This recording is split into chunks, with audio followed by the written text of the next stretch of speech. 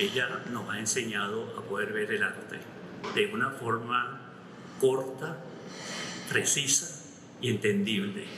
Cada vez que yo veo algo que ella hace, logro descubrir cosas que yo antes no veía. Y eso es muy importante porque nos ha conectado a todos nosotros con el arte. Nos ha hecho sentir una pasión por lo que necesitamos. Ella me comentaba ahora que a pesar de que tiene muchas actividades, esto es lo que más le ha llenado. Claro, yo comprendo, esto es una cosa con que se vive. Saber interpretar lo que el artista hace, cómo se mueve, es una maravilla poderlo hacer. Yo creo que todos ustedes están interesados en que ella explique un poco estas cosas que ustedes tanto han visto, pero que les diga cómo lo has hecho, de dónde sale y cómo sale de adentro. Les dejo con ustedes a Ani, que le va a hacer la presentación oficial, y después a Ela. Por favor.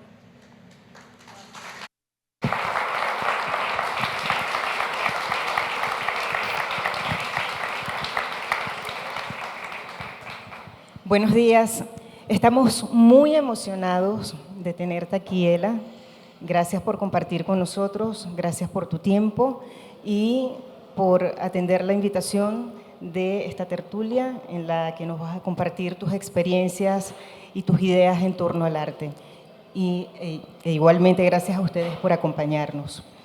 Para nosotros eres una figura pública, una figura en el mundo del arte reconocida, empresaria, emprendedora, coleccionista de arte y diseño, una de las pioneras en la incorporación de las nuevas tecnologías en las plataformas medioambientales y educativas. Y recientemente también con la publicación de un libro que no es una biografía, sino una literatura ficcionada. Nos gustaría que nos comentaras de este trabajo y especialmente de tu labor en promover, en hacer accesible el arte desde unas aristas familiares, cotidianas, porque incluso para nosotros quienes estamos cercanos a todo este ámbito, cuando te escuchamos, en lo particular, siempre voy a revisar y a retomar cosas. Bienvenida y bueno, te damos la palabra. Gracias. Gracias, bueno, gracias a todos por venir, a Alejandro por esta bella invitación y a mí por estar aquí y porque estar en Venezuela y poder tener esta oportunidad es de verdad especial para mí. Así que gracias a todos. Bueno, no sé por dónde quieres que empecemos porque teníamos muchas preguntas y yo le dije a mí que tal vez esto, a lo mejor hablo mucho a veces y ya en una pregunta le voy a contestar muchas, ¿no? Pero bueno, no sé, Ami, podemos empezar también por cómo comencé a coleccionar y por qué estoy aquí. A finales de los años 60, tuve la oportunidad de abrir una galería con un amigo.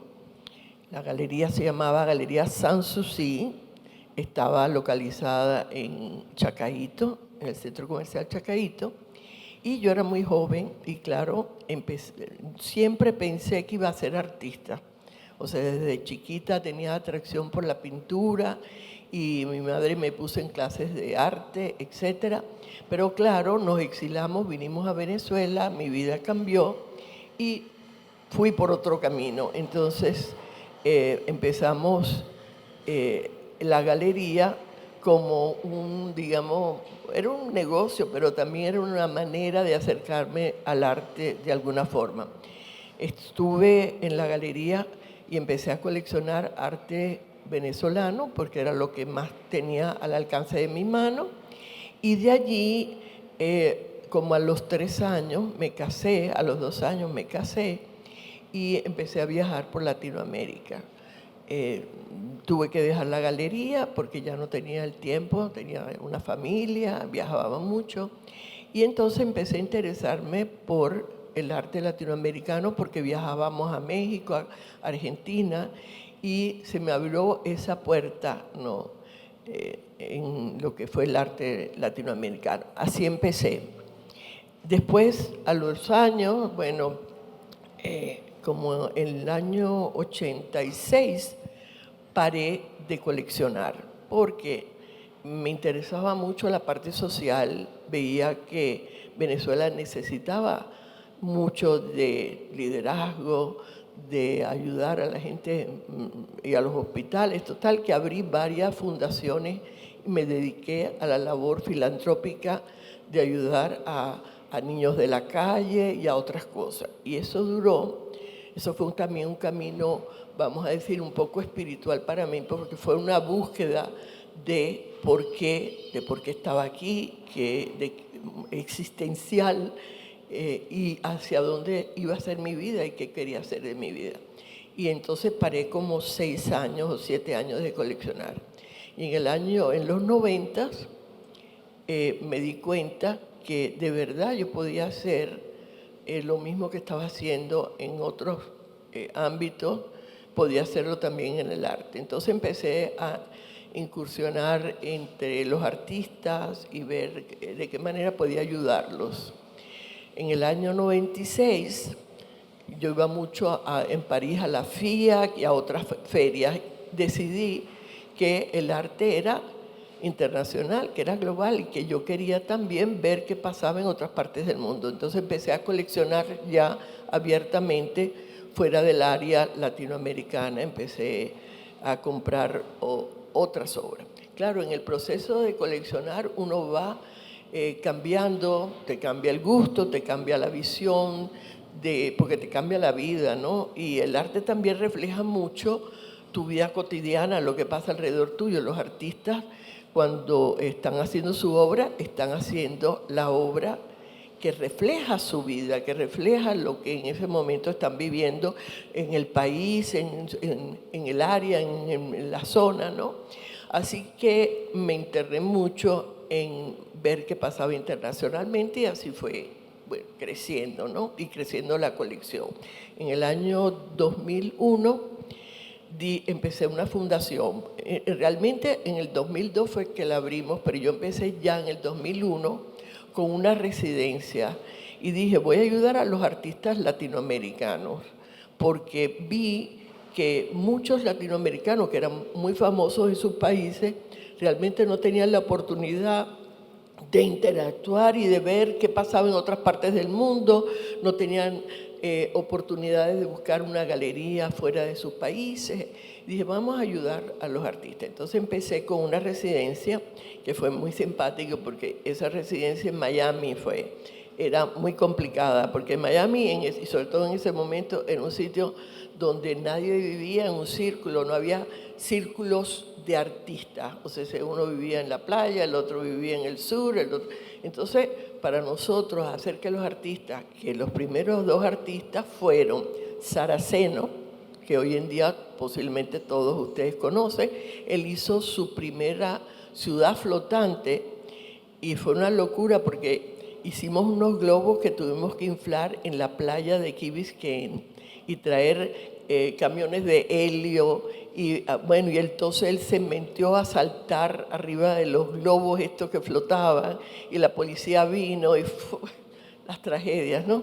Y después el otro fue Vargas López, que es brasilero.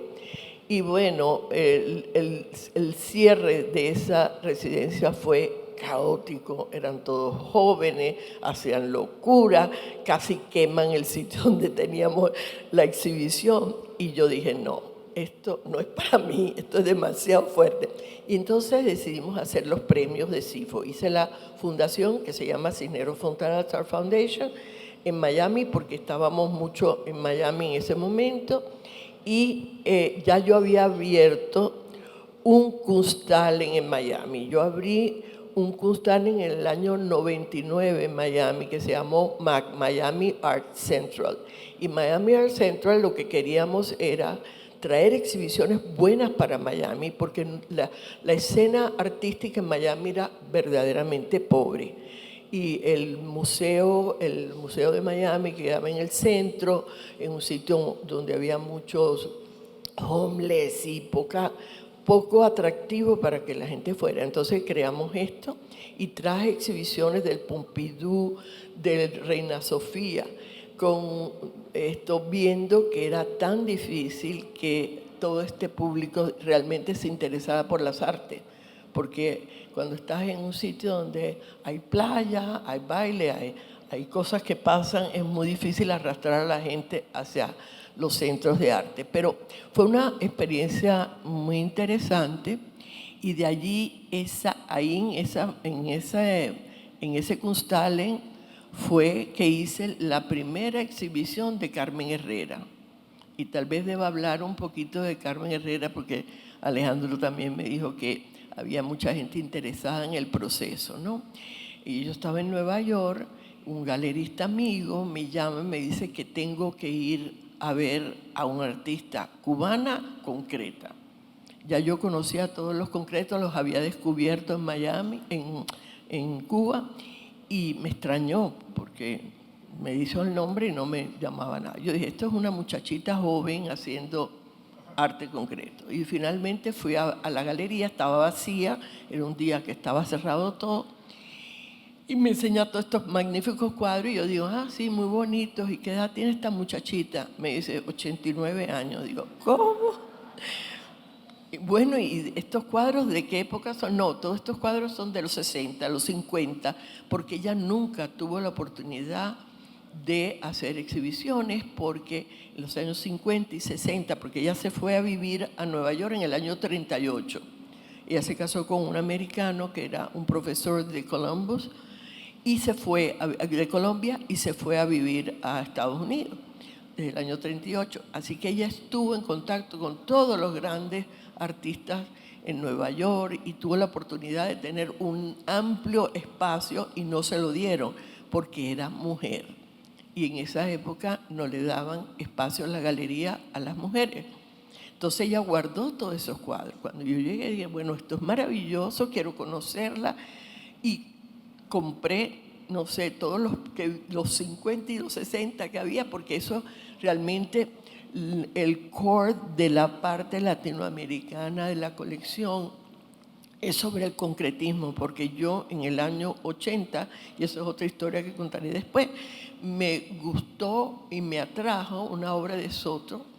Yo no estaba para nada en la abstracción, ni en cinetismo, ni nada de esto, pero mi vida cambió después de un cuadro que compré de Soto. Entonces, sigo metida en la abstracción, me encanta, ¿no? Y cuando vi la obra de ella, dije, bueno, esto es necesario para la colección, es un artista que merece un reconocimiento. Entonces le dije, mira, te voy a hacer una exhibición en Miami, en Miami Art Central. Entonces regresé y le digo a la directora mía, le digo, mira, Rina Carvajal, que seguramente muchos la conocen. Rina, vete a Nueva York, quiero que veas a esta artista y llévate un crew para filmarla, porque esta señora se nos puede morir en cualquier momento, vamos a hacer una exhibición ¿no? Entonces ella se fue, la vio, le encantó, llevó un crew, le hicimos un film y qué sé yo, y le hicimos su primera exhibición en los Estados Unidos, se la hicimos nosotros en Miami, en el año 2004. No, perdón, sí, 3 o 2003. Y como el espacio era muy grande y teníamos otra exhibición creo que era de Gripo, decidimos no hacer, que hoy en día me arrepiento, no hacer un catálogo, sino que hicimos un tríptico porque no nos alcanzaba el budget para hacer mucho, ¿no? Y bueno, de ahí en adelante doné cuadros a museos, la apoyé mucho para que supieran quién era, y es historia, hoy en día es historia, todos sabemos la trayectoria de Carmen, y finalmente, bueno, yo iba a todos sus cumpleaños y yo decía, yo no puedo creer que Carmen vaya a cumplir 102 años y al año siguiente 103. Se murió a los 106, iba a cumplir 106 años. Entonces, bueno, y pudo ver antes de morirse todo su éxito, ¿no?, que tuvo, y para mí fue realmente muy conmovedor y me dejó una cosa muy linda, ¿no?, el poder haberla ayudado, porque realmente se lo merecía. Bueno, no sé, ¿tú quieres hacerme alguna pregunta sobre...? Porque hablo y... Sí. Bueno, No sé si justamente lo que estabas comentando ahorita, En tu colección tienes un foco muy importante hacia el arte latinoamericano, hacia la abstracción, hacia el concretismo. Y también has dado a la mujer, a la artista mujer, una visibilidad importante. Entonces queremos saber, ya lo has dicho, pero en este caso explícitamente, ¿cuáles son tus objetivos? ¿A qué apuntas cuando realizas esto? Bueno, por ejemplo, cuando empecé o sea, a coleccionar el concretismo, que realmente es el arte geométrico, es para nosotros en Latinoamérica nuestras raíces, ¿no? Y empecé a ver, por ejemplo, a los brasileros, a las mujeres brasileras como Ligia Clark, Ligia Papp, Mira Schendel, artistas fantásticas que, sin embargo, en Latinoamérica, a otro ritmo, pero sí les dieron espacio y sí tuvieron exhibiciones en los 60 y en los 70, mientras que en los Estados Unidos era más difícil. En Latinoamérica sí habían exhibiciones. Bueno, y para mí, bueno, aquí tenemos una hija de una artista que para mí es, cuando me preguntan cuál es mi artista preferida, aunque no me gusta dar nombres porque todos son buenos y todos son maravillosos, pero Gego para mí ha sido una artista que también yo he llevado a todas las exhibiciones que hemos hecho y que para mí también está muy cerca de mí. Y aquí está su hija Bárbara, gracias por venir. Bueno, y también su hijo que también es un gran artista, ¿no? Elías. Y que también lo apoyé mucho cuando él empezó. Y tengo sus obras, una de sus obras de primeras las tengo yo, ¿verdad? Justamente, ¿cómo eliges?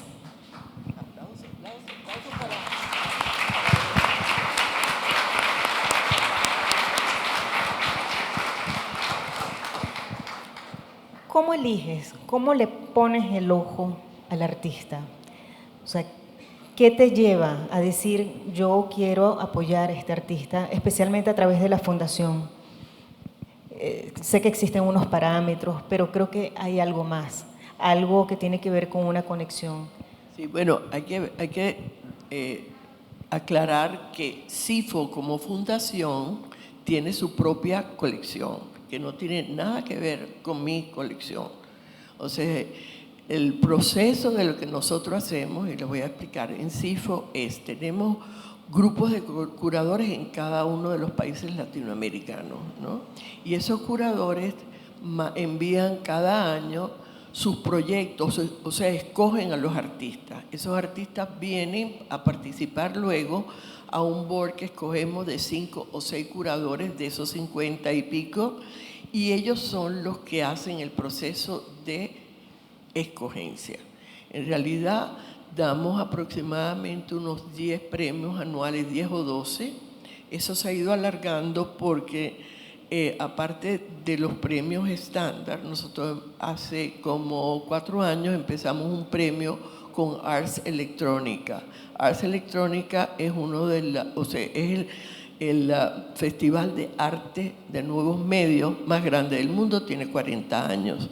Y al ver que de verdad nuestras próximas generaciones van a ser diferentes y van a ver el arte diferente, entonces le quisimos dar oportunidad a todos los latinoamericanos en general que participaran en un premio donde la tecnología fuera su medio principal.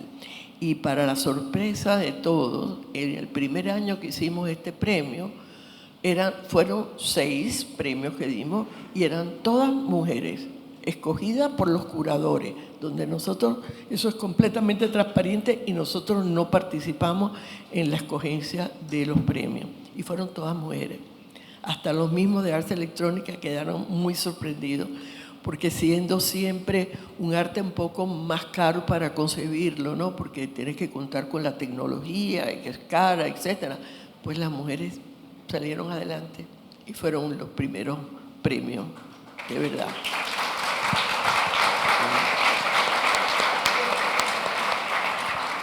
Después creamos otro premio porque yo estoy muy interesada en todo, en otras partes, en otras ramas del arte, como es la cerámica, la cestería, el bordado, todo eso son partes del arte también.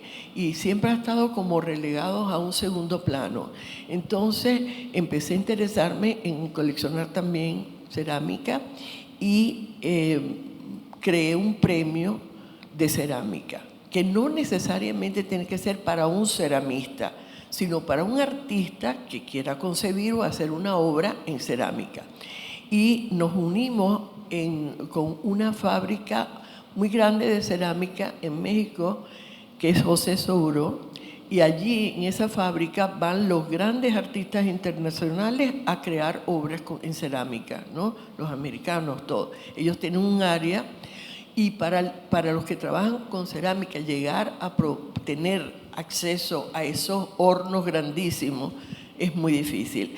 Entonces los mandamos 3 meses a Guadalajara, están allí con la fábrica y hacen una obra que es otro de los premios nuestros. Así que hemos ido diversificando los premios, damos premios a artistas emergentes, a mediana carrera y a un artista ya de una carrera concebida, ¿no? Un gran artista de cualquier país. Y hacemos una exhibición, cuando después tenemos los premios, hacemos una exhibición cada año en un museo diferente. En este año la exhibición va a estar en Long Beach, California, en el Museo de Mola. El año pasado lo hicimos en México, en Marco, en Monterrey, el Museo de Marco. Y así le damos la oportunidad a los artistas de que puedan ir a otros sitios, a hacer sus obras y hacerse conocidos, y conocen también otros artistas en el proceso, porque todos se unen en el proceso de hacer la exhibición. Esto creo que, sobre CIFO, creo que llena todo, ¿no? Perfecto. Cuando escucho hablar sobre el arte, sobre los artistas, hay una frase tuya que me encantó, que decías que el artista no está para embellecer el mundo, sino para revelarlo. Entonces, exactamente es lo que tú también estás haciendo con nosotros acá y en general con todas las actividades de promoción y difusión que realizas. Es algo que se nota que te viene del alma, que es una pasión. ¿En qué momento tú conectas todo esto, Ela? ¿En qué momento el arte transforma tu vida? ¿Y cómo puede ser, vamos a decir, como una expresión del hombre, del ser humano, capaz de elevar sus capacidades creativas? Bueno, yo siempre digo, o sea, yo creo que el acercamiento al arte es el amor que uno puede sentir a la perfección que hay en una creación. Y por eso los coleccionistas terminamos coleccionistas de muchas cosas. Yo he coleccionado o sigo coleccionando muebles de diseño, o he coleccionado piedras preciosas, he coleccionado plata, he coleccionado 1000 cosas, carros, pero en realidad no es la tenencia, es ese amor a la perfección que hay en cada cosa que el creador hace, ¿no? La genialidad, la cabeza de esa persona. Y para mí ha sido el proceso, para mí ha sido que me ha hecho ser lo que soy hoy. O sea, para mí la tenencia, sí que bueno que puedo ir y ver los cuadros y recrearme en los cuadros, pero eso no nos llevamos, eso todo se queda atrás. Lo que queda es el proceso del aprendizaje, cuando caminamos y aprendemos con el artista de la calidad humana, del pensamiento humano, de la genialidad de las personas. Y no solamente eso, sino también ese reflejo de lo que pasa en nuestras sociedades, porque el artista lo que hace es llevar su experiencia social, lo que vive en su país, en su estado, a una obra. El artista es el que cambia los tiempos, porque cuántas revoluciones y cuántas cosas, cuántos cambios ha habido en el mundo a través del arte. y son los primeros que dan el paso para poder enseñar las carencias o las virtudes que tenemos y que pasan alrededor.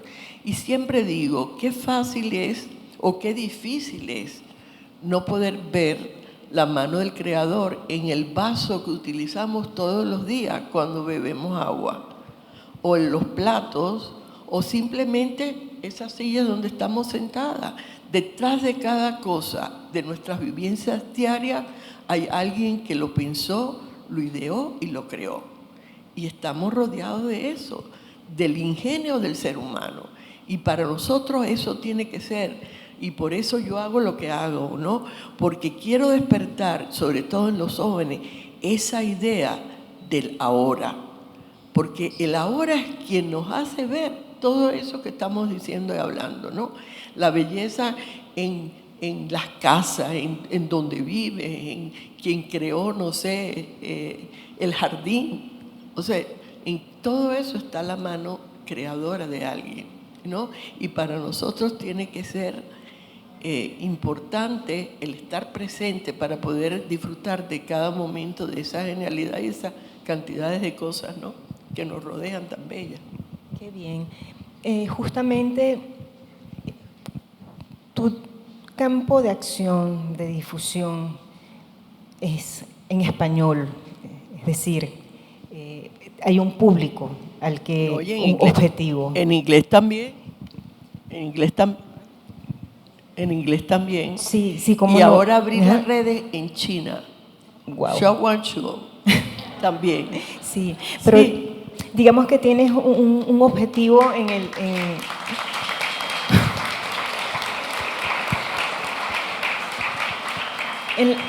en la población de habla hispana, ¿no? Y especialmente has creado un nicho entre los jóvenes a través de tu lenguaje, a través de dirigir, expresar de una manera sencilla cosas que son profundas. Entonces creo que eso ha sido un logro muy importante que has tenido. Bueno, de eso se trata. Yo le estaba contando a Alejandro que en la pandemia tenía mucho tiempo y me llamaban las amigas y todo el mundo, bueno, enséñanos lo que tienes en tu casa y por qué no nos hablas de esto y de esto y de lo otro. Y empecé, porque tenía el tiempo, pues a hacer esto que empecé, que ya ustedes conocen, ¿no? Y poco a poco me fui adentrando en un sitio donde ahora tengo un gran trabajo que no tengo tanto tiempo, pero que le dedico también mucho tiempo. Pero aparte de eso, tiene mucho que ver también con cómo atraemos a ese público que realmente le gustaría seguramente el arte, pero que tiene miedo de entrar a una galería porque no conoce y dice, bueno, y me van a preguntar y no, a lo mejor no voy a comprar y no quiere entrar a la galería porque no va a comprar, pero tú en una galería también te instruyes. O sea, o entras al museo, los jóvenes sobre todo, a lo mejor no quieren entrar al museo porque les parece que no es un área donde ellos están welcome, bienvenidos. O sea, y lo que yo trato siempre es de abrir esa puerta para decirle a todos, mira, hay siempre algo que te va a gustar, hay siempre algo donde vas a aprender, que te va a cambiar la vida y que no necesariamente tienes que ir a comprar o no necesariamente tienes que decir voy a ser un coleccionista, porque no todo tiene que ser coleccionismo, ¿no? Pero ese aprendizaje, acercarse al arte, te cambia la vida, la manera de ver las cosas, de cómo vive. O sea, para mí eso es importante, poderle abrir esa puerta a los jóvenes. Sí, Ela, ¿cuál crees que son los desafíos actuales para el mecenazgo? Bueno, el mecenazgo ha cambiado muchísimo en las épocas antiguas. Los reyes se llevaban al pintor y vivían con ellos en los palacios y los pintores pintaban y vivían de eso porque o era la iglesia o eran los grandes, los reyes. Pero con el tiempo el mecenazgo ha sido una cosa que ha crecido en manera, tal vez al principio muy egoísta, ¿no? Porque Pintaban para las iglesias lo que las iglesias querían, pintaban para los reyes los retratos, etcétera, ¿no? Y no realmente lo que el artista quería hacer, era un modo de vida y hacían cosas así.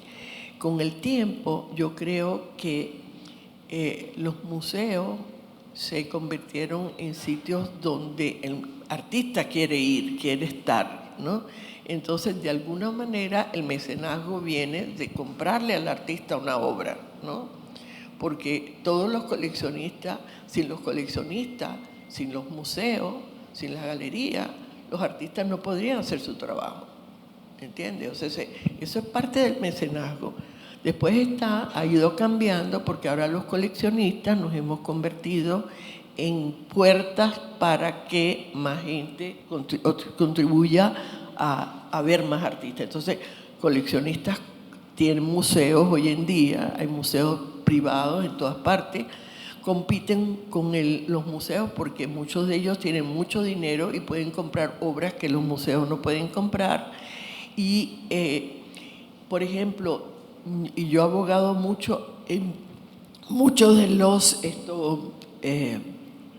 gobiernos, ¿no?, que cobran para entrar el arte. En los Estados Unidos la ventaja es que el arte entra libremente al país y el país se enriquece con todo eso. Eso ayuda a que, eso es una manera de mecenazgo también, ¿no? Pero de pronto vas a España y si quieres entrar a una obra tienes que pagar. Yo ahorita estuve, por ejemplo, tienes que pagar el 20%, creo el 15%. Ahorita estuve con el presidente Abinader de República Dominicana para ver si puede quitar o le quiere quitar los aranceles al arte, porque tienen 15% de arancel y por arriba de eso 18% de un impuesto que se llama el ITEVIS. O sea, terminas pagando 40 y pico % por entrar a una obra de arte. ¿Qué pasa?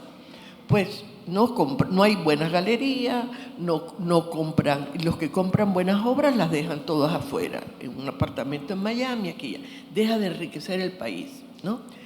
Y también yo creo que todo eso, los países que pueden tener leyes, por ejemplo, como los Estados Unidos, donde tú puedes deducir parte de lo que dona, todo eso es parte de un mecenazgo, pero que incluye no solamente a la persona física, incluye a los países, incluye a veces hasta las galerías, porque las galerías a veces tienen que proveer a sus artistas de dinero para que puedan producir, porque si no, a lo mejor no tienen suficiente para hacer una producción para una exhibición, por ejemplo, ¿no?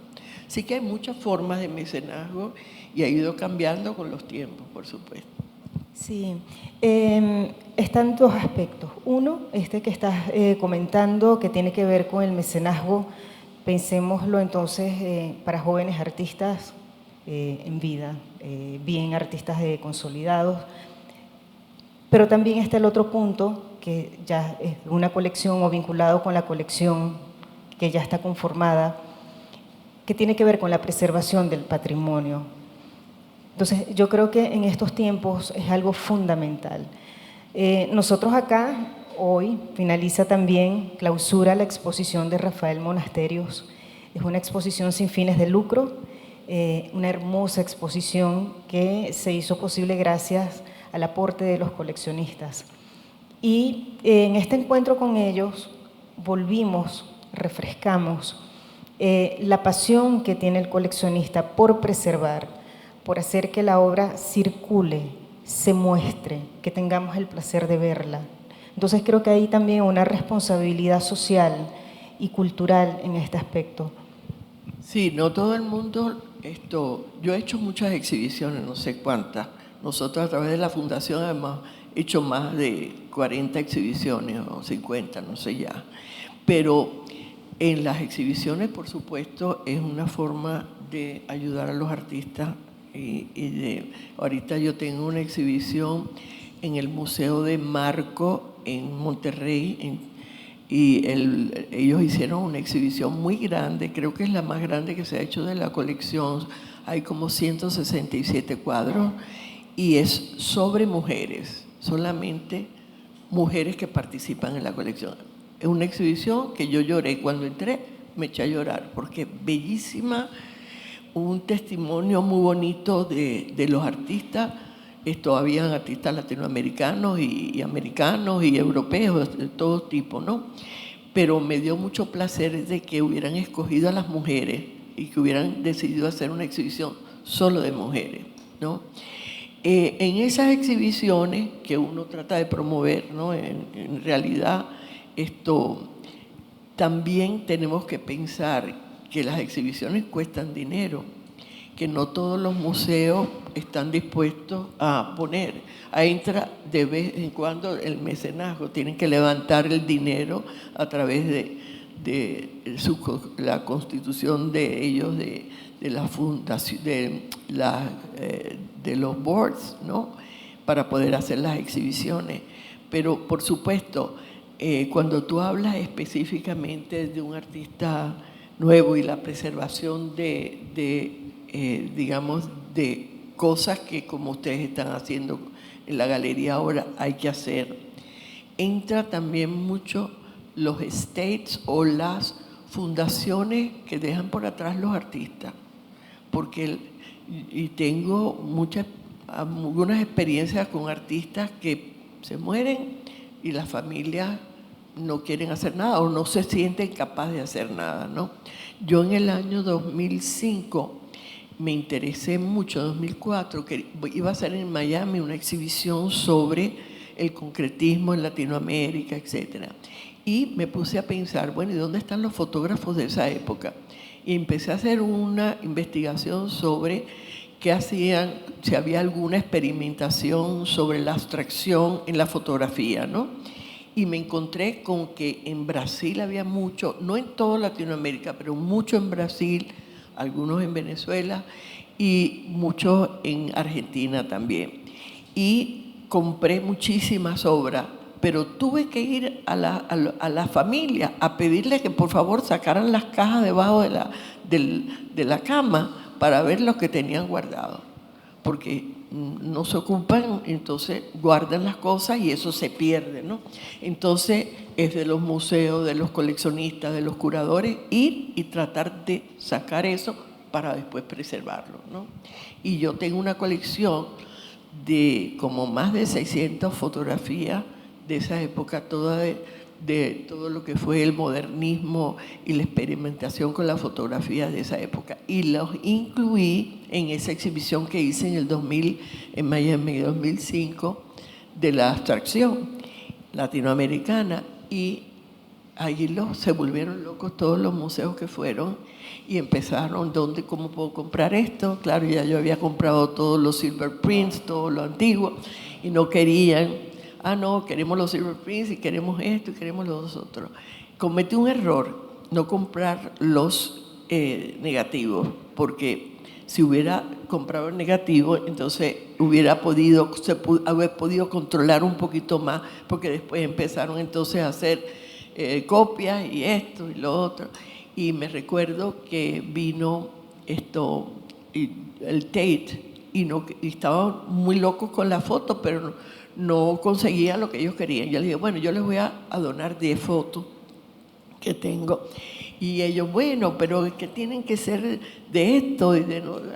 Digo, mira, igualito que con Carmen Herrera, porque yo les doné, yo estaba en ese momento en el board de la fundación del Tate en New York.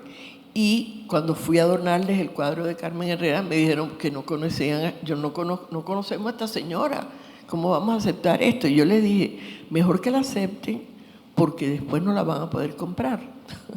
Y aparte de eso le dije, bueno, para algo estoy yo en este board, ¿no? Si estoy sentada aquí es porque ustedes confían en mí de alguna manera, entonces deben de confiar en mí y aceptar esto. Y lo aceptaron después finalmente. Que por cierto, las cosas del arte, ¿no? Yo le regalo al Tate una obra que es blanca y tiene una línea verde, ¿no? Y esa fue de las primeras obras que ellos prestaron para exhibiciones. Y ahora resulta que el verde es lo máximo en Carmen Herrera. ¿Quién inventó eso? No se sabe. A lo mejor porque vieron que el Tate tenía esta obra blanca y verde, resulta que el blanco y verde es... Y eso no es así. La obra de Carmen realmente fantástica toda, verde, azul, roja, cualquier color, pero así pasa, ¿no? Y esa parte de la preservación le toca a los museos, pero nos toca también a los coleccionistas. Teniendo después un gravamen duro, que es la conservación de todo eso. Porque la fotografía, al igual que todas las obras de papel, requieren mucho cuidado. Yo tengo, por ejemplo, un Gursky, que es un fotógrafo alemán muy conocido. Nunca he puesto esa obra en ningún lado porque es muy grande. La voy a prestar para una exhibición y me dicen que el artista dice que hay que reprint, hay que volverla ¿cómo se llama? Exacto. Y yo digo, pero sí que no ha estado en ningún lado, la obra estaba guardada en el almacén. No. Bueno, pues que no está bien y que hay que volverla a hacer. Tuve que mandarla a Alemania, eso que te dicen que va a durar 100 años el printing, no sé qué, eso no es verdad.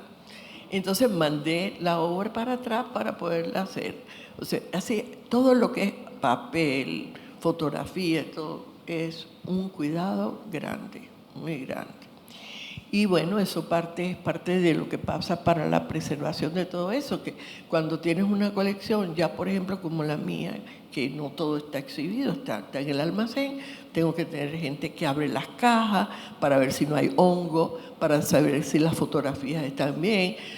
Todo lo que no esté enmarcado hay que ponerlo en unos armarios especiales, con papel especial, etc. O sea, eso es peor, es más cuidado y más problema en un coleccionista que realmente tener las obras o comprar las obras, ¿no? La manutención para el futuro, porque al final nosotros vamos al Prado y nos encanta lo que vemos, ¿no? Pero eso fue un coleccionista que en algún momento le donó al gobierno esas obras y que las mantuvo, correcto. Entonces, bueno, hay que preservar las cosas para que las otras próximas generaciones tengan oportunidad, al igual de nosotros, ver todas esas maravillas que hay en el Prado, tengan la oportunidad de ver posiblemente los concretos de los años 50 o simplemente los artistas de ahora, ¿no? Sí, continuando con el tema del coleccionismo, vamos a decir como las distintas capas del coleccionismo. Tú también tocas la semilla, vamos a decir, con la que se puede iniciar una colección. Incentivar eso también es muy importante y es un tema que tú también has tocado. Es decir, ¿qué le recomendarías a una persona que esté interesada en adquirir obra? ¿No? En principio, bien sabemos que parte de la sensibilidad también están otros aspectos mercantiles, pero tú has dado unas guías bastante interesantes a los jóvenes coleccionistas. Y yo creo que es algo que es fundamental, porque estos jóvenes coleccionistas en un futuro son los que van a continuar con la espiral y van a continuar con la preservación. Bueno, a los jóvenes siempre les he dicho que lo mejor es coleccionar su propia generación, porque entonces tú tienes la oportunidad de adquirir una obra que a lo mejor no va a ser tan cara, puedes seguir al artista, puedes crecer con el artista y puedes aprender del artista. A otras personas les quiero decir que no necesariamente para coleccionar hay que tener un bolsillo muy grande, porque puedes decidir, bueno, las fotografías y los papeles son difíciles, pero dibujo, otras personas no pueden llegar al dibujo y compran prints, o sea, grabados, o sea, hay muchas fases. Y si tomamos, digamos, la idea de que el coleccionismo es un aprendizaje, pues da lo mismo lo que colecciones y da lo mismo tu budget, tu presupuesto. No tienes que tener un presupuesto muy grande, porque en realidad el coleccionista no es el que compra arte, es el que aprende del arte. Es aquel que si va a coleccionar quiere primero ir a la galería, después ir al internet, averiguar quién es el artista, qué hace, ir a su taller posiblemente, sentarse con él, hablar, pensar en qué está pensando el artista, porque hace ciertas cosas, ¿no? Y todo eso es parte del aprendizaje y para eso no hace falta ni siquiera coleccionar, porque si te gusta el arte a lo mejor no tienes ni que coleccionar, pero tienes que hacer el proceso, por supuesto, ¿no? Sí, bueno, Ela, hemos terminado con las preguntas que teníamos programadas. Está bien. Bueno, a mí me sí. gustaría que ustedes seguramente se estarán preguntando muchas cosas y estoy dispuesta a que abramos al público para que hagan las preguntas que quieran. Sí. Ela, ¿esa es tuya?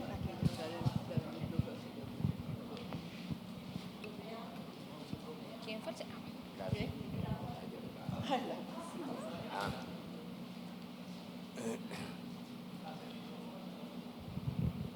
Aloela, quería preguntarte, ¿tus hijas o tus nietas tienen ese interés en seguir cuando ya tú no estés? Esperamos que dentro de muchísimo tiempo todo ese esfuerzo que tú has puesto en todo esto. Mira, en este momento estoy en un proceso de análisis completo de la colección por eso que me estás preguntando. Tengo de 3 hijas, 2 están interesadas. Claudia es coleccionista, empezó coleccionando fotografía y hoy en día colecciona otras cosas también, obras en general. Y Mariela, aunque no tan profundamente como Claudia, colecciona mujeres. O sea, lo que le gusta es obras de mujeres. Tengo 2 nietas que estudiaron historia del arte. Una vive en Dubái y está bastante metida en el mundo del arte.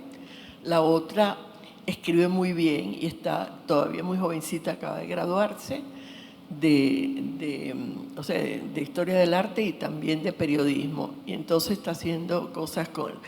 Yo pregunté a todas, bueno, ¿qué va a pasar con esta colección? Y todas me contestaron, mamá, aquí nadie se va a ocupar como te ocupas tú. Claramente me lo dijeron. Todos nos gusta el arte, pero no vamos a estar con un almacén de, no sé, de 2.000 metros, con 7 personas adentro y ocupándose de esto y prestando las obras. No. Así que a ver qué vas a hacer. Entonces, esto me ha puesto a pensar qué va a pasar. Hay un área de la colección. Yo no quisiera donar la colección a un museo y te voy a explicar por qué. Porque el arte es para que todos podamos disfrutarlo. Y tú ves, hablo del Tate porque he estado en muchos boards de muchos museos, pero estuve mucho tiempo en el Tate.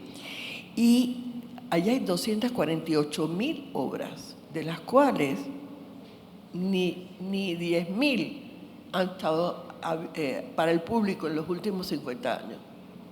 O sea, entonces, enriqueces los almacenes de un museo, pero no estás dándole al público la ventaja de eso que los artistas han creado.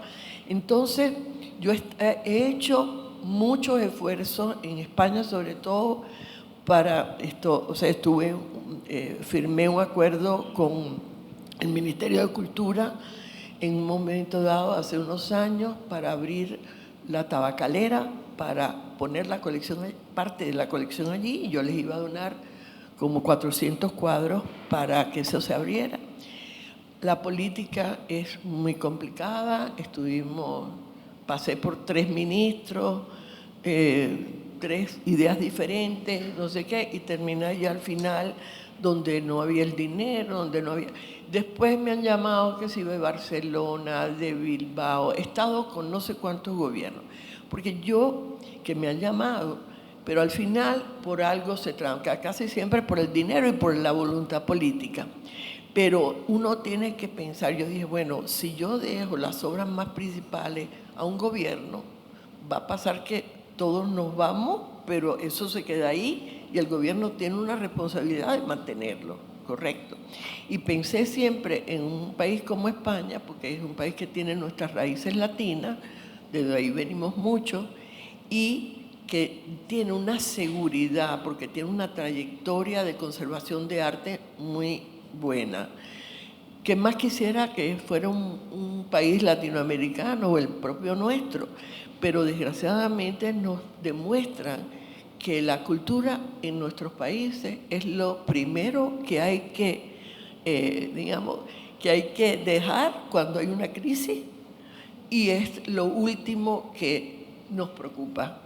Y yo quiero que las obras queden para el beneficio de todos los públicos. Entonces estoy en eso, estoy ahora viendo a ver si le dejo unas obras a la fundación, pero también eso requiere que parte de la familia esté involucrada. Creo que ya cuando uno tiene una cierta edad hay que pensar en eso y cómo va a quedar todo, así que estoy viendo, a lo mejor voy a hacer ahora un auction en Miami. Voy a hacer 2 auctions. Le he dado como 200 y pico de obras a la fundación para levantar dinero, para hacer un endowment fund, para que la fundación pueda continuar aunque yo no esté aquí.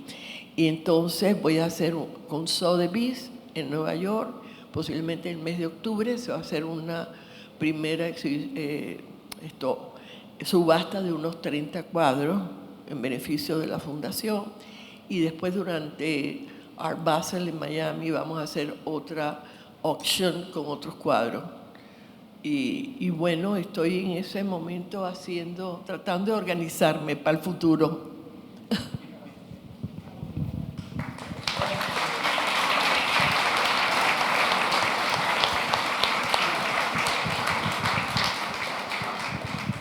Permiso, bueno, aquí. Bueno, tenía varias preguntas, porque la primera, tiene que ver con, usted habló de cómo arma la colección, que es más institucional de la fundación, pero no nos habló de cómo usted define su propia colección. Y me gustaría saber de dónde nace esa intuición o lo que hace el hilo conductor a su obra personal. Luego, la pregunta tiene que ver con las tendencias que hay actualmente en Venezuela, que ha venido en los últimos 3 años más o menos un gran movimiento artístico y de muchos jóvenes artistas. Entonces, ¿cómo ve usted ese movimiento del arte en Venezuela? Y la tercera pregunta, justamente también con Venezuela, ¿qué la motiva a venir a Venezuela en este tiempo? Vamos a empezar de atrás para adelante, para que no se me olvide. Bueno, vengo a Venezuela porque primero es mi país y tenemos todavía muchos negocios aquí y siempre de una manera u otra estamos necesitados de estar aquí, de venir, y quisiéramos estar más. Hay más seguridad ahora, estamos mucho. Hubo un momento que había muy poca seguridad y nos daba un poco de miedo, pero hay más seguridad ahora y pasamos más tiempo aquí. Eso es por ahí. Sobre la colección, mira, la colección es muy amplia. Tiene aproximadamente, tenemos como 3.000 obras, de las cuales latinoamericanas son como 1.600, aproximadamente 1.650 por ahí, y el resto es mundial del resto, ¿no? La colección se ha ido formando por mi interés de aprender de ciertos movimientos o de ciertas cosas. Empecé como empieza todo el mundo, visual, ¿no? Me interesa esto, quiero comprar aquello, y después te vas dando cuenta que realmente eso ya no te gusta tanto o eso no es tu tendencia, como antes tenía mucho surrealismo, y el día que me encontré, estaba en la FIAC en los años 84, creo que fue por ahí, estaba en una FIAC en París, y iba buscando un cuadro de Soto, pero yo quería una cosa que tenía colores, color. Y me recuerdo, había comprado 2 LAM y Milagros Maldonado, que es mi amiga, que ella siempre ha estado en el arte, me dice, hay un Soto que tienes que ir a ver. Está aquí, y me lleva para allá, y cuando llegamos me encuentro un Soto de los años 60 lleno de alambres, tú sabes, rayas y cosas, y yo digo, no, pero esto no es lo que yo quiero comprar, pero esto es lo que tienes que comprar, míralo bien, y me quedo frente al cuadro mirando, y no entendía nada, y bueno, ¿y por qué esto? ¿Y por qué hizo esto en los años 60? Y entonces me empezó a dar la curiosidad de saber un poco más de por qué sucedía eso en los años 60 y por qué él había hecho eso. Y me entró tanta curiosidad que lo compré y empecé ese camino hacia la abstracción y hacia averiguar qué pasaba dentro de ese cuadro y dentro de esas cosas, ¿no? Así que eso fue cambiando, la colección fue cambiando. Después uno tuvo interés en aprender sobre el arte conceptual, histórico, entonces me metí por ahí, o por la fotografía. Entonces uno en las épocas, en los principios de los 2000, que me dio por la fotografía, entonces fotografía. O sea, yo abrí como verjas de cosas que me interesaban aprender y saber.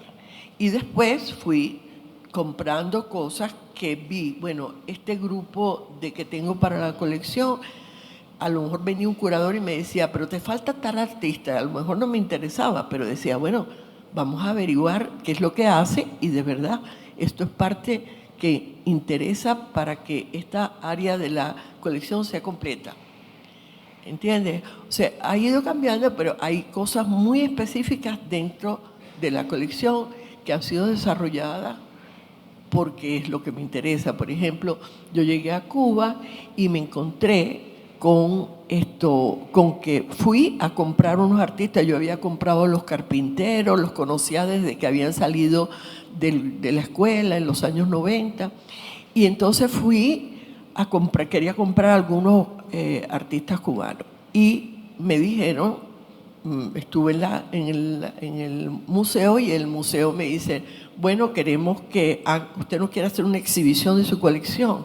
Y yo me quedé, uy, qué raro que me estén preguntando esto.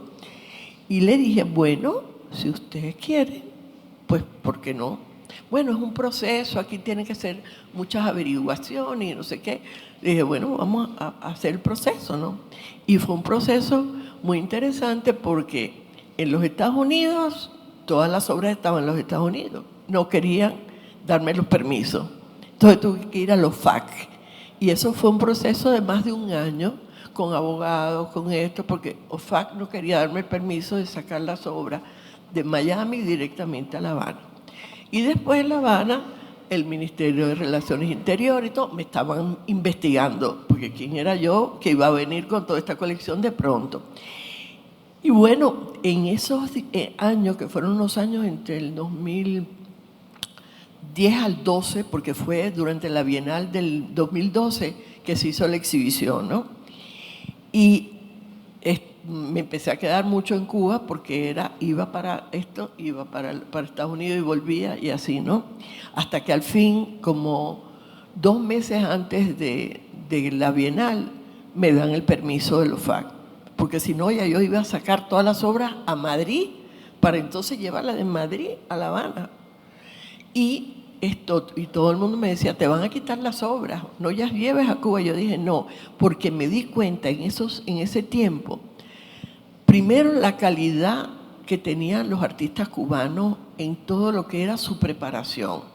Ahí cualquier muchacho de la universidad tiene un léxico perfecto para describir su obra, o sea, gente preparadísima, ¿no? Desde los más jóvenes hasta los más calificados.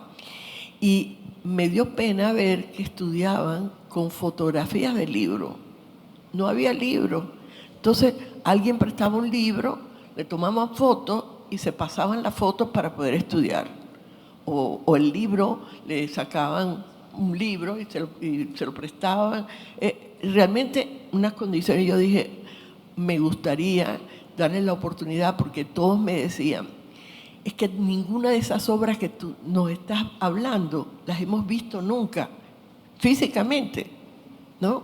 Entonces, llevé la exhibición, yo dije, voy a llevar una exhibición internacional para darle la oportunidad a todos que puedan ver un arte más bien general de todo, ¿no? Y no quería llevar artistas cubanos para que precisamente no estuviéramos en esa confrontación ni nada. Y uno me dijo, ay, y ¿no tienes obra de ¿cómo se llama? De Ana Mendieta? Digo, claro, tengo muchísimas, y fotos y de todo. Ay, trae Ana Mendieta. Ana Mendieta es una artista cubana que salió de Cuba en Peter Pan, que ustedes me imagino conocen cómo fue eso, que fue que en los años 60 sacaron a los hijos sin los padres, la Iglesia Católica.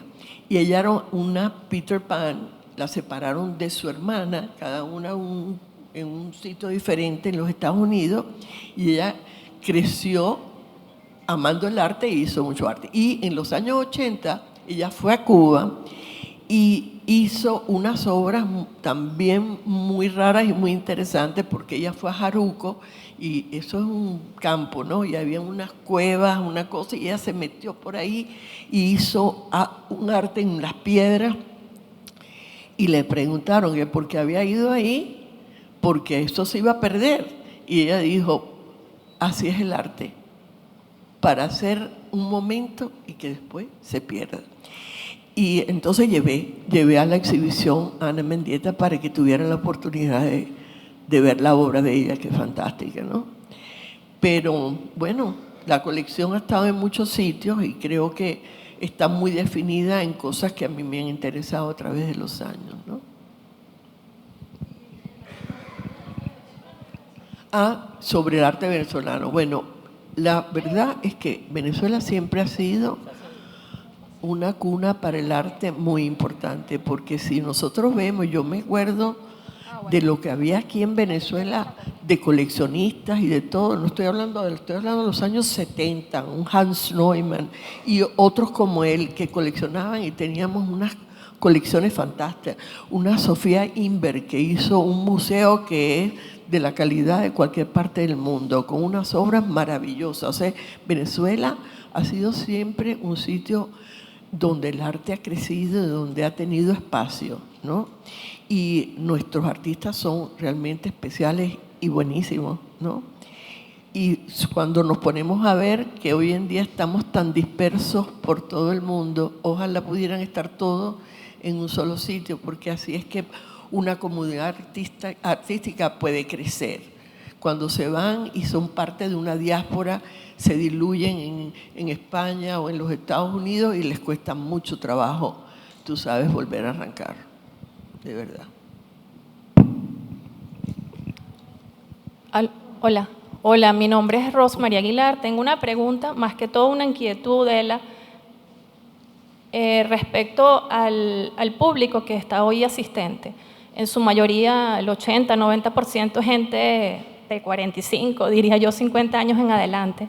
Me llama poderosamente la atención que no hay jóvenes artistas, jóvenes coleccionistas. ¿Qué consejo le darías tú a esos artistas que día a día están, porque bueno, los conozco, parte de mi trabajo es promover el arte de los jóvenes artistas, están luchando por mostrar su trabajo, se afianzan solamente de las redes sociales y se pierden espacios como estos donde está más que entendido que gente que es sensible al arte, que se interesa por el coleccionismo, que quiere aprender de ti y que además de eso es un momento importante de hacer networking, de que vean su trabajo, de que mira, sígueme, esta es mi cuenta, estoy exponiendo en tal galería. Y por otro lado, a esos jóvenes artistas, coleccionistas que tú consideras que deben coleccionar arte de personas de su generación, ¿qué les dirías de no estar presentes en un momento como esto? No digo que es en su mayoría, veo muchas caras conocidas de artistas de mediana y grande trayectoria, pero ¿qué pasa con aquellos que siguen el tema de el quejarse, de que no me ven, de que no me muestro, de que no me aceptan? Y estamos ahorita en un espacio donde hay gente maravillosa, sensible al arte, interesada en coleccionar, interesada en ver sus talleres y que no están acá. Y en general, realmente que creo que no sé responder la pregunta anterior, ¿qué opinas de lo que está pasando ahorita en Venezuela con el arte joven? Bueno, yo creo que, y eso se lo digo a los artistas siempre, les digo, mira, ¿por qué ustedes todos no toman clases de marketing? Porque, sí, de verdad, porque todos viven, esa es su profesión y viven de eso. Y la mayoría de los artistas son buenísimos pintando, haciendo una escultura y muy difíciles para hacer ver o explicar su arte. Y es un negocio, desgraciadamente, o sea, queremos ser muy altruistas y pensar que el arte va más allá del dinero. No es verdad. Es un comercio como cualquier otro, los artistas viven de eso y tienen que aprender, como en cualquier negocio, a manejar su negocio. Y claro, eso va opuesto a la creatividad. Realmente los artistas no son ni son buenos en finanzas, ni son... Pero bueno, hay dos cosas. O te tienes que buscar a alguien al lado tuyo que sí sepa hacerlo y apoyarte en esa persona, o tienes que cogerte un cursito. Tienes que ir a donde te den un curso de cómo manejar tu arte. Porque por mucho que, o sea, yo recibo... Mira, no sabe qué cantidad de peticiones para que vean mi arte. Y yo tomé la decisión de que realmente no tengo ni el tiempo ni puedo ver a todos, ¿no? De no contestar eso, porque me es imposible, no tengo físicamente. Pero les digo a todos lo mismo. Mira, si tú no aprendes de tu negocio y de qué se trata, o sea, el que vende una cosa es porque cree en ella. Ese seguro vende. El que cree en lo que está haciendo va a vender. El problema es cuando tú no estás ni tan seguro de lo que estás haciendo, ni arriba de eso no sabes cómo hacerlo para que los demás lo vean. En Venezuela es como en cualquier otro país del mundo donde hay una economía que está en baja. Cuando tú tienes una economía que no está en baja, bueno, no bajan los artistas, baja el artista, baja el refresco, baja todo. ¿Y cómo se puede contra eso, ¿no? Es un poco difícil, porque es la parte económica. Sobre todo porque cuando tú eres una familia, vamos a llamar de clase media, ¿no? Y tienes tus necesidades, lo último que tú vas a pensar es en comprarte una obra de arte, porque primero tienes que cubrir tus necesidades. Entonces, ¿qué pasa con ese artista joven? Tienes que ser una persona muy dedicada a tener, entonces todo ese mercado se va como comprimiendo, se va poniendo más chiquito cada vez. Gracias al internet y a otras cosas, pero a veces yo, cuando digo estas cosas por las redes, oigo a la gente y los artistas que se pelean. ¿Cómo es posible que usted diga eso? El arte no se vende, el arte no es esto, es mentira. La realidad es que el arte se vende y yo tengo que vivir del arte. Entonces, tengo que aprender a cómo manejarlo. No sé si contesté tu pregunta, pero es así.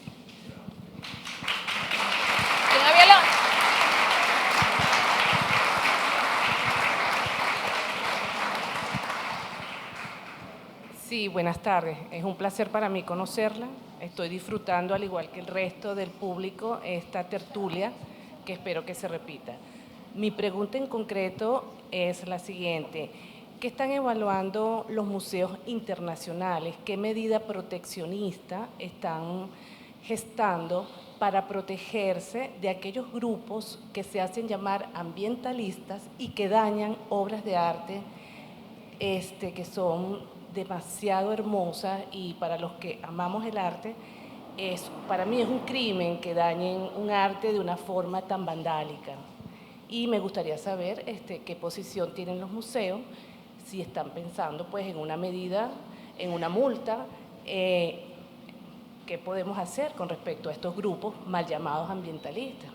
Esa es mi pregunta. Gracias. Me imagino que me estás diciendo estos grupos locos que le tiran cosas a las obras y tal.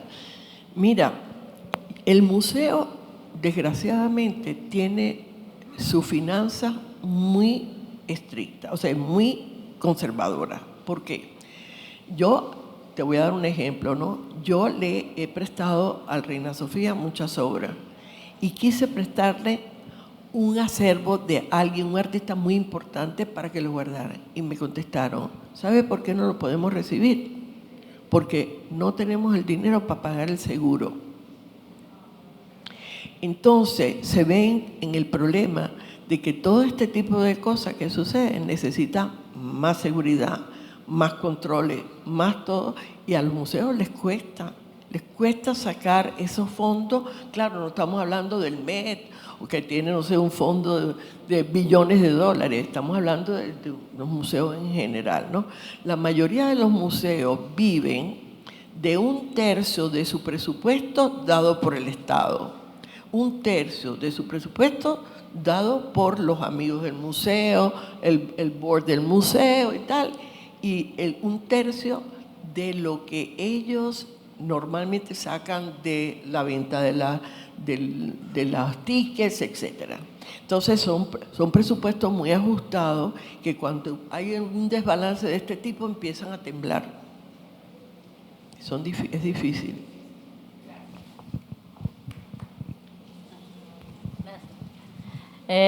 Hola, mi nombre es Constantine Lloyd, hablando del networking, soy artista emergente venezolano. Estoy en una exposición en este momento que se llama Emergentes, acompañando a artistas muy jóvenes que está en Paseo Las Mercedes, están invitados todos en Reset Gallery, está hasta el 27 de septiembre, networking. Hola, Ela, un placer conocerte en persona. Te sigo mucho, por supuesto, por las redes sociales y conozco tu trabajo. Mi pregunta realmente es un poco personal. Yo considero que si alguna esperanza tenemos como especie, es precisamente la virtud de la creación, nuestra virtud como especie que puede crear, porque a través de la creación es que puedes transformar. Y me acuerdo de que comentaste que estabas en un punto, como todos nos llega, en una búsqueda existencial. Mi pregunta es, ¿consideras que haber dedicado tu vida a la virtud creadora del ser humano respondió a tu búsqueda existencial? Mira, yo tuve una época de muchas preguntas que yo me hice antes y esa búsqueda espiritual me llevó a tratar de averiguar todos aquellos que existían por ahí, que llamaban hasta el New Age, de que estaban experimentando con cosas. Yo quería saber, porque me preguntaba, bueno, ¿qué somos nosotros como un granito mínimo de arena en todo el universo? ¿Y por qué estoy aquí? ¿Y por qué nací? ¿Y por qué estoy? ¿Y por qué tengo hijos? ¿Y por qué tengo que trabajar? ¿Y por qué? ¿Por qué? ¿Por qué? ¿Por qué? Y en esos años llegué al final a una conclusión. Medité mucho, hice muchas cosas introspectivas y llegué a una conclusión, que estamos aquí para una experiencia. Somos todos parte de Dios. Eso, mira qué perfectos somos en cuerpo, en alma. Todo funciona a la maravilla, ¿no? Las células, todo, ¿no? Pero nos olvidamos de eso y nos metemos más en el día a día, en que necesitamos esto, que el niño se cayó, el que me llamó fulano, el que el trabajo tenga un problema, y vamos dejando aparte esa parte de nosotros que es la verdadera, la que sabe todo, la que lo sabe todo por arriba de lo que la mente diga. Y cuando uno, o por lo menos en mi caso, después de hacer esa experiencia, me di cuenta de que si estamos aquí para experimentar, pues hay que experimentar con lo que a uno le gusta, ¿correcto? Y cuando vienen las cosas que no le gustan a uno tanto, bueno, pues hay que aceptarlas también, porque lo único que es seguro es el cambio. En la vida lo único que está seguro es que vamos a cambiar día a día, minuto a minuto. Entonces, ¿qué? Tenemos que adaptarnos, ¿no? Mi frase predilecta que siempre digo es: nada dura por siempre. La preocupación más grande de hoy, a los 2 días ya pasó y tenemos otra nueva.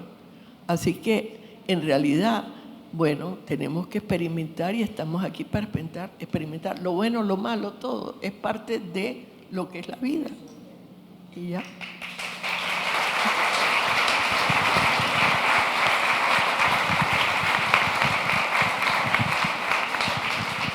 Buen día. Bueno, vamos a hacer la libre. Buen día, gracias por estar acá. Quería saber por qué en este momento gira su mirada hacia un nuevo reto que es China. ¿Por qué abrir redes allá es visibilizar Occidente en Oriente o todo lo contrario? Y me he topado con experiencias muy interesantes de artistas chinos jóvenes. Quiero tal vez su feedback, su experiencia al respecto. Bueno, realmente fui a China la primera vez hace como 20 años y compré artistas chinos y de pronto me di cuenta que no podía seguirle el ritmo porque en China nacen 1000 artistas todos los días. Entonces es imposible y uno tiene que enfocarse en cosas que puede manejar. Entonces dejé de comprar chino. Pero a través de mi trabajo, pues yo tengo otro trabajo en la vida real, que es, hago casas construyo. Hago casas, edificios, interiorismo, arquitectura, que todo eso me encanta además, y es la parte artística mía que dejé de hacer cuando no fui pintora ni artista, ¿no? Pero me he encontrado con que he tenido que ir mucho a China, y tengo muchos amigos en China, y he visto muchos artistas chinos ahora, ¿no? Que aunque no voy a coleccionar, todos estuvieron muy interesados en qué es lo que yo estaba haciendo. Entonces le dije, bueno, mira, estoy haciendo esto en inglés, porque claro, ellos en español no saben nada. Y uno de ellos me dijo, pero ¿y por qué no lo haces aquí? Porque aquí, yo le dije, yo no hablo chino. Me dice, bueno, pero aquí la gente ve las cosas en inglés y lo que tienes es que traducirla al chino. Le dije a la gente de redes, bueno, vamos a probar, y empezamos probando las mismas que hacía en inglés, poniéndole esto.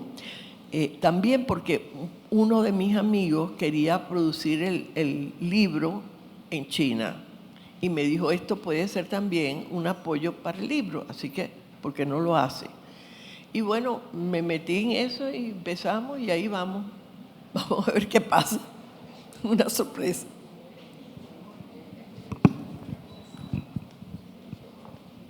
Mira que está por aquí. Ahora usted.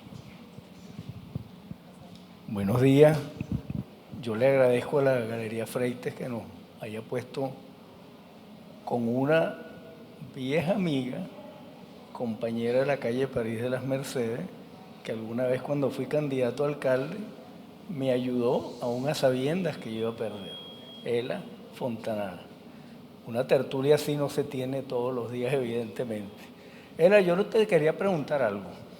Tú hablaste de que tienes curadores en todos los países de América Latina y aquí también, evidentemente.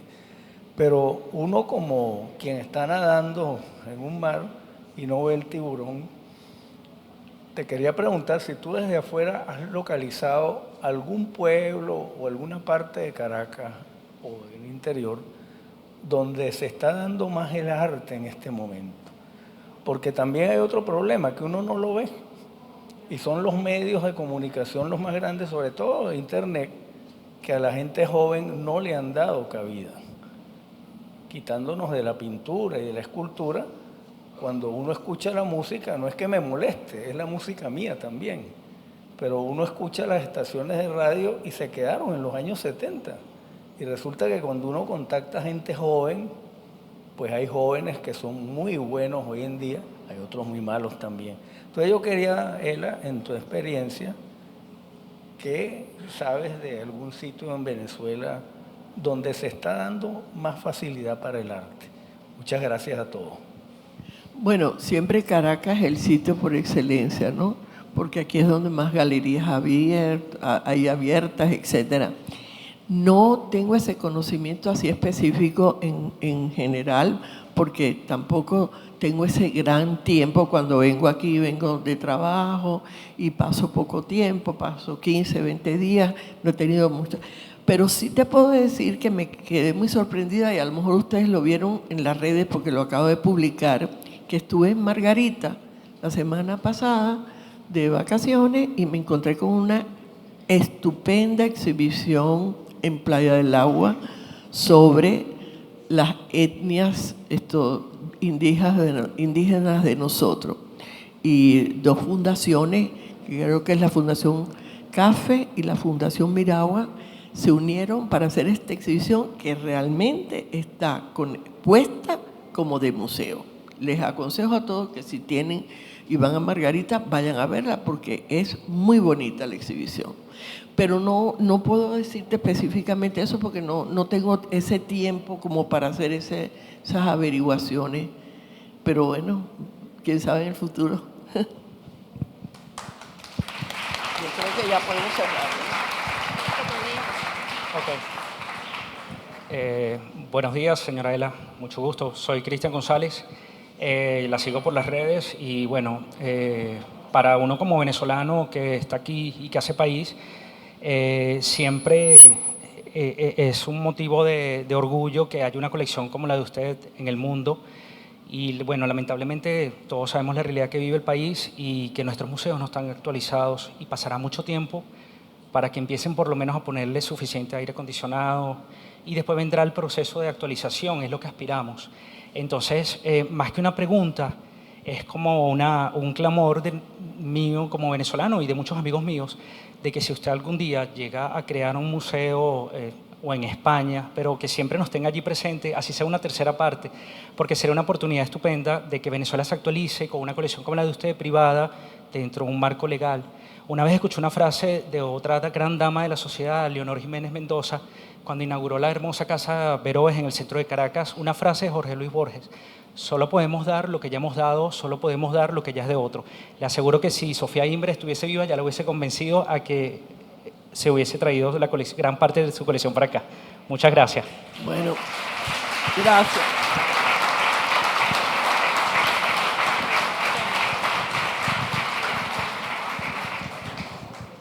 Bueno, veamos qué nos trae el futuro.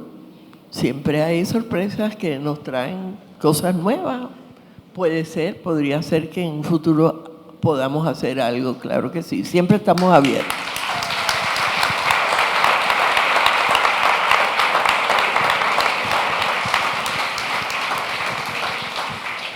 Bueno, yo creo, Ela, que podemos ir cerrando. De verdad, les agradecemos enormemente la participación, el entusiasmo. Gracias, Ela, por tu tiempo, gracias por compartirnos tu energía y bueno, esperamos que pueda haber otra próxima oportunidad. Antes de irme, solo quiero decirle que me da un gran placer ver que haya tanta gente aquí hoy reunida alrededor del arte y que sigamos creando, que al lado de nosotros siempre podemos arrastrar a una personita, a un amigo, a que se una a este movimiento que en Venezuela siempre ha sido tan importante. Gracias a todos.